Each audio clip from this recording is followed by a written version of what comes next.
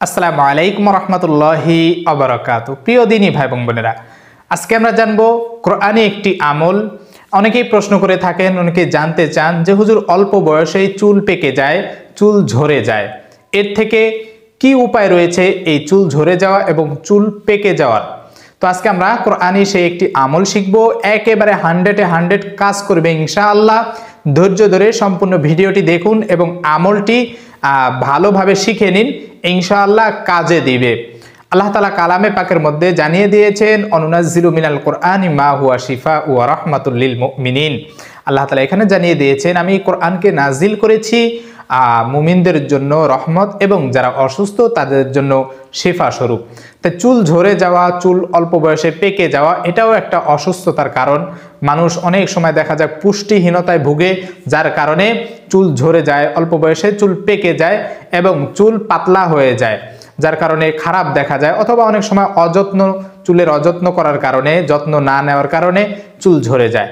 তো এইগুলো থেকে কিভাবে আপনি বাঁচবেন সেই বিষয়গুলো নিয়ে 3টি টিপস আজকে আপনাকে জানাবো। এবং কোরআনে আমল, কোন দোয়া পড়ে, কোরআন থেকে কোন আয়াত পড়ে আপনি এই আমলটা করবেন ইনশাআল্লাহ খুব সুন্দরভাবে বুঝিয়ে দিব, বাংলা উচ্চারণ সহ সেই দোয়াটা, সেই আয়াতটা লিখে দিব, যাতে করে আপনি এই আমলটা খুব সহজেই করতে পারেন। এবং এমন কিছু কিছু জিনিস প্রয়োজন হবে আপনার, যেগুলো আপনার একেবারে হাতের কাছেই রয়েছে।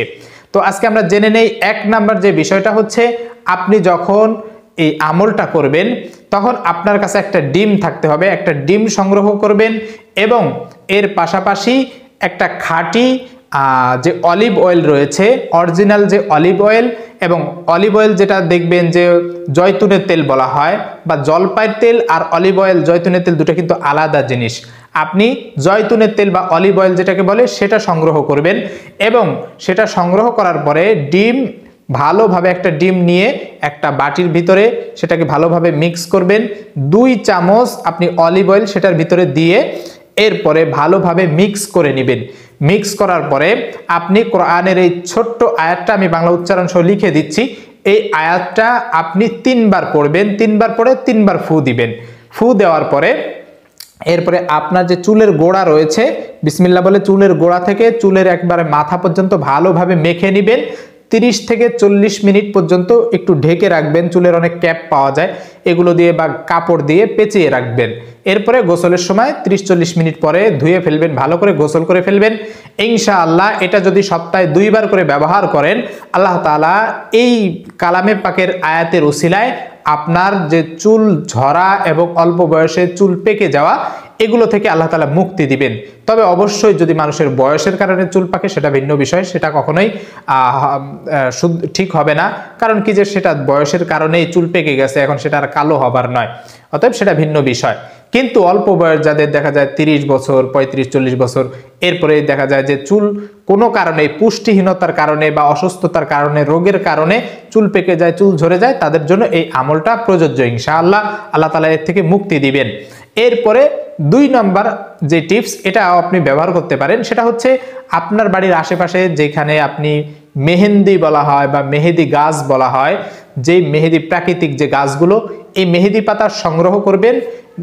2 মুঠ বা 1 বাটি হলে ভালো হয়। সেগুলো নিয়ে আপনি ভালোভাবে ব্লেন্ডার করে নেবেন বা পাটায় বেটে নেবেন। বেটে নেওয়ার পরে আপনি এই অলিভ অয়েল, 2 চামচ অলিভ অয়েল আপনি ভালোভাবে এই মেহেন্দি পাতার সাথে যে পেস্ট তৈরি করেছেন এটার সাথে মিক্স করে নেবেন। মিক্স করার পরে আপনার এই যে আয়াত, এই আয়াত 3 বার পরে 3 বার ফু দিয়ে বিসমিল্লাহ বলে আপনার মাথার চুলের গোড়া থেকে একেবারে আগা পর্যন্ত ভালোভাবে মেখে নেবেন। এইভাবে অন্তত মাসে 2-3 বার মেখে নেবেন ইনশাআল্লাহ। এর ফলেও আল্লাহ তাআলা আপনার এই রোগ একেবারে দূর করে দিবেন, সুস্থতা দান করবেন, চুল ঝরা বন্ধ হয়ে যাবে, এতে চুল ঘন হবে, কালো হবে, এই রোগ প্রতিরোধ করবে ইনশাআল্লাহ। আল্লাহ তাআলার কাছে এইভাবে সাহায্য চাইবেন। আর 3 নাম্বার যে কাজটা করতে পারেন সেটা হচ্ছে অ্যালোভেরা। অনেক সময় আমরা দেখি যে অনেকের বাড়ির ছাদে বা বাগানে অ্যালোভেরা লাগিয়ে থাকেন, বা বাজারেও কিনতে পাওয়া যায়, 1 পিস 10 টাকা 15 টাকা নিতে পারে।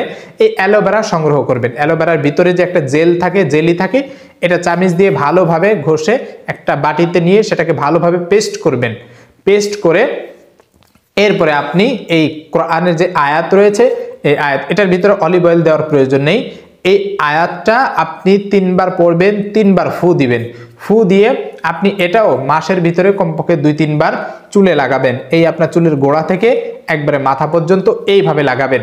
লাগানোর পরে ওই যে বললাম 30 থেকে 40 মিনিট পর্যন্ত রেখে দিয়ে এরপরে আপনি যখন গোসল করবেন সুন্দরভাবে সাবান শ্যাম্পু দিয়ে চুলটা ভালোভাবে ধুয়ে ফেলবেন।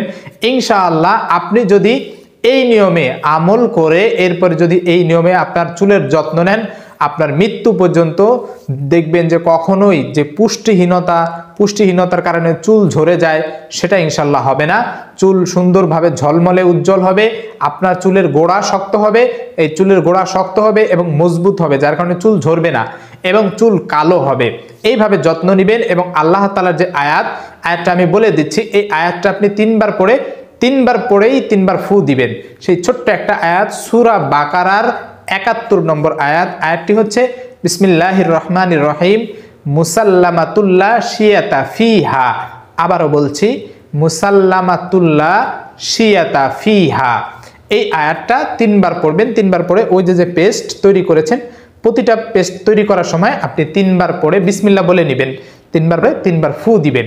ফু দেওয়ার পরে এইভাবে আপনি এই 3টার যে কোনো একটা আপনি অনুসরণ করতে পারেন বা এটার আমল করতে পারেন।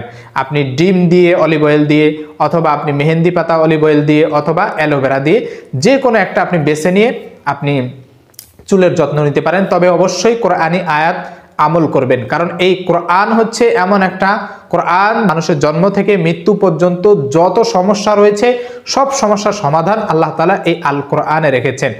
একমাত্র আল কোরআনই হচ্ছে মানুষের যত সমস্যা আছে সেই সমস্যার সমাধান।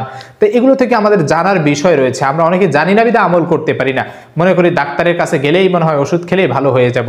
আসলে যে আল্লাহ তাআলা কালামে পাকের মধ্যে এতটা গুণাগুণ দিয়ে দিয়েছেন, কালামে পাকের এই আয়াতের বদৌলতে আল্লাহ তাআলা তাকে সুস্থতা দান করেন, এই জিনিসটা মানুষের বিশ্বাসের অভাব রয়েছে। মানুষ আল্লাহ তাআলার উপর ভরসা করে না, এই কারণেই রোগে শোকে ভোগে অনেকে। তাই আপনার আল্লাহ তাআলার কালামের উপর আগে বিশ্বাস করতে হবে, তাওয়াক্কুল করতে হবে, ভরসা করতে হবে। তাহলে দেখবেন যে আপনার যত প্রকার রোগ রয়েছে, শারীরিক মানসিক যা কিছু রয়েছে সব আল্লাহ তাআলা দূর করে দিবেন। শুধুমাত্র যে এই যে আপনার মাথার চুলের যত্নের কারণে যে সমাধান রয়েছে তা নয়, প্রত্যেকটা ক্ষেত্রে এই সমস্যার সমাধান আপনি পেয়ে যাবেন।